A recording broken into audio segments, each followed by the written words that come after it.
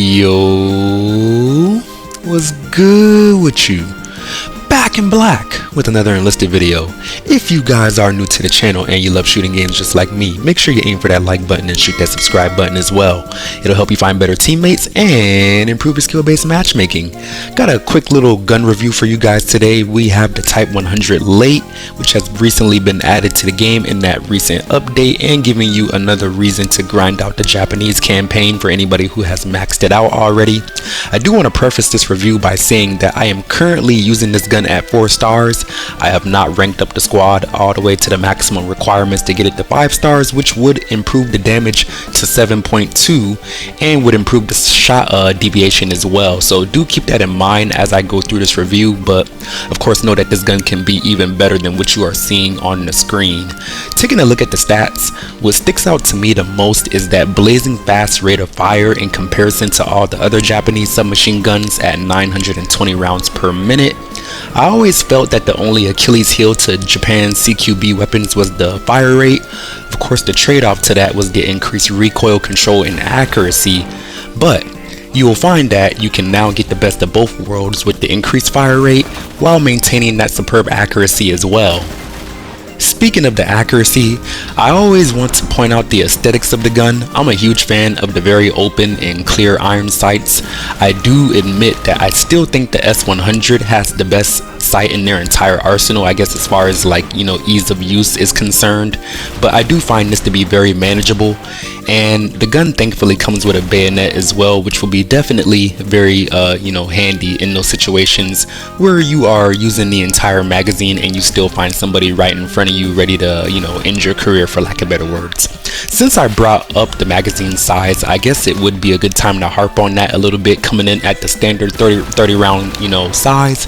I will say that in practice I've run into a multitude of situations where I'm kind of mowing down the entire squad, and I kind of get ahead of myself, forgetting that I only have 2 to 5 squeezes of the trigger max before I have to reload the gun, which is kind of annoying because it does cause me to die in a lot of spots where I felt like I should have ended up with a 20 kill streak. And don't get me wrong, I'm not saying that it's the end all be all having a 30 round magazine, because the reload size is super fast, coming in at a measly 2.1 seconds, which honestly feels like I'm playing with sleight of hand. So it's probably just a skill issue kind of thing on my personal side. It's just one of those small moments where running out of bullets will be very plentiful, considering the fire rate of the gun, again, coming in at 920 rounds per minute. So you are going to find yourself reloading often or running out of bullets in situations where you wish you had more. Of course, I gotta take a little second and talk about the recoil for a little bit. Vertical recoil is 21 and the horizontal recoil is 8. I do find these numbers to be a little deceiving in my personal opinion, because when I'm using it in the game, and if you ask me to rank it on a scale of 1 to 10, 10 being the easiest gun to use ever, being a laser with no recoil, and 1 being the hardest gun ever to use, basically shooting what's something that has the worst recoil ever? I guess like any LMG, for lack of better words. I would say that this gun is probably a 9, and yeah, I don't know. The recoil is pretty much non-existent in my personal opinion. You can use it yourself and let me know how you feel down in the comment section, but I don't know why they put 21 there, considering what I actually experience when I'm using the weapon. The last stat that I wanted to talk about that I found worthy of mentioning was the muzzle velocity, coming in at 350 meters per second, and I gotta say 350 has probably got to be on the lower side of things, all considered, because when I am using this gun I do find myself having to lead my targets a good bit if they are running at range and they are moving diagonally or horizontally across the battlefield. The added damage drop off by almost 50% at 100 meters doesn't help either, but there is a pretty easy way to circumvent that, and for the most part they had to limit the gun in some capacity, otherwise it might be a little too good, am I right? Anyways, for this last little section, I just wanted to go over the best practices that I have found when using this gun in an actual match. When someone is within 0 to 15 meters, I would highly recommend laying on that trigger as much as possible to take advantage of that superb fire rate. This is indeed the PPSH of the Imperial Japanese Army, only limited by a 30 round magazine, as I said earlier in the video. If not for that, this would definitely be one of the best guns in the game. The only other thing that I could recommend for this weapon is that that for any targets that are even moderately far, generally speaking, you want to prioritize aiming for the upper chest and the head. I have said this in a video I made in the past, but I will reiterate it again as it does kind of apply to all submachine guns generally speaking in the game of Enlisted. If you are not comfortable aiming for the upper chest or the head for enemies who are at moderately far range, I would recommend just waiting for them to get a little bit closer to you, because you will end up getting 5, 6, 7, 8 hit markers at a time if you are just hitting them in the legs or the arms or whatever the case may be, and that is a little frustrating, especially with a gun that only has 30 bullets in the magazine. As I said, essentially you would just be wasting ammo at that point if you don't wait for them to get closer or ding them 2 times in the head to get the easy kill.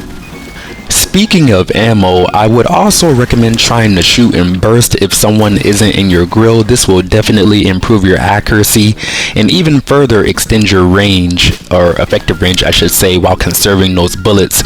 But of course, if somebody made an ammo box for you, I would recommend just going crazy, because at that point your ammo is essentially unlimited, more or less.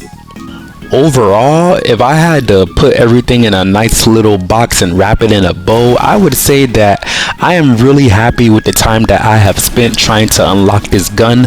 I do feel that it was very worth it in the grand scheme of things, even though I did lose a bunch of games trying to get to this, milestone in particular, because Japan is kind of rough to play generally speaking right now, but this has actually made it easier, and as of recently, I've been winning a good bunch of my games. I don't know if a bunch of people saw my video and was just like, alright, let's go play Japan now, make it even, which is great if that is the case, because I do like a game where I can play pretty much any faction and have a good time. But neither here nor there, I'm going off on a tangent. If I had to give this gun a rating on a scale of 1 to 10, I would give it a smooth 8. The only thing that I could even think of that would make this gun better is an improved muzzle velocity and a larger magazine size, but of course that might make it OP, and we don't want to do that to any of the guns that are not premium and that you can't pay for, right? I'm being sarcastic. But yeah, man, aside from all that, aside from my personal opinions and aside from the gameplay that you are watching right now, I want you to take all that and I want you to formulate your own opinion and let me know what you guys think down in the comment section. And of course, I'll let you guys enjoy the rest of this gameplay, and if you do need a little bit more time to formulate that opinion, use this gameplay to do so, and let me know how you feel down in the comment section. Appreciate you guys very much for watching. Don't forget to aim for that like button, shoot that subscribe button as well. Help you find better teammates and improve your skill-based matchmaking. And Black Guy out. Hope you have a good one.